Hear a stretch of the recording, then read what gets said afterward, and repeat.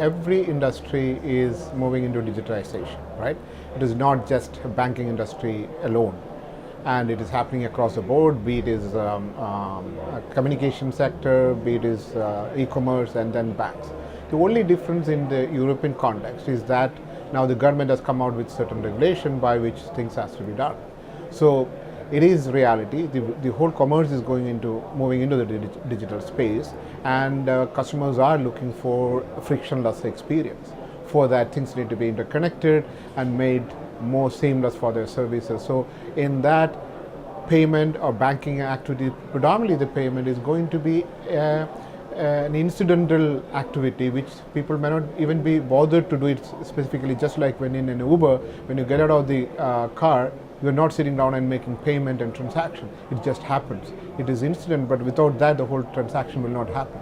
So it becomes a common substrate from a banking per se. The traditional banking aspect is become a common substrate on which all the commerce is going to happen. So if you can enable the ecosystem that way and focus on creating more value to the customer, that is when the whole digitization story is going to be meaningful to me. If I really look at it from a challenges point of view, definitely the banks are with a lot of legacy infrastructure. There are policy aspects and how you are going to deal with many of the risk associated with all these initiatives, and there are issues with talents, issues with the overall digitization or digitalization strategies. So if we really look at all these aspects, there are multiple aspects of which, if I really look at, depending upon the nature of the organization, these factors could be different for different people. And for me, the one which I have come across with most of the clients which I'm speaking to, it is the strategy itself, the digitalization strategy itself. If you define that very well, then things would happen.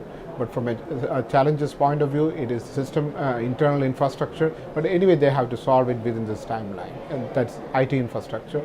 Then the strategy, I'll put it as the major, what you call missing link, people having a cohesive strategy. It is from a customer, predominantly from a customer centricity point of view. The benefit is very simple. With the kind of connectivity and with the kind of technology, what is happening is that every individual in the planet is going to be treated as an individual in all perspectives, through their transactional behavior, their everything, and the technology enables you to make the product and services very, very personal. Let us look at from across things what is happening. For example, your medical care is going to be based on your own DNA structure or your genomics, right? So it is not that one generic drug is going to be adopted, is taken for it. It's exactly for what kind of drug is effective to you, is the kind of level of personalization that is getting into. If you really look at that, if the healthcare is going to that level of detail, every aspect of what you consume, what you like, all those things can be very custom made based on the newer technologies, and can be made it very personalized for every customer. So if you really look at that, is the benefit. The number one beneficiary is going to be the customer themselves. They're really going to become the king. Now, from an ecosystem point of view, one thing which I really like is it definitely takes away a lot of duplication of efforts happening across the whole ecosystem. Like today, every product or services company trying to acquire customers. In the future, you don't have to do that. You just need to be connected to the market space. They will give you the access to that place. So your customer acquisition cost will come down. In the process, overall cost of redundancy of cost across multiple entities and places is going to come down. That means we will be consuming less than what we consume today. I mean, that's a good thing for the planet Earth. And take the case of a simple Uber story. Again, I use that to explain this. You don't need more than 35,000 cars or 40,000 cars in a city like New York with a self-driving, Uberized ecosystem, because with a 2 or 3 minutes wait for a car.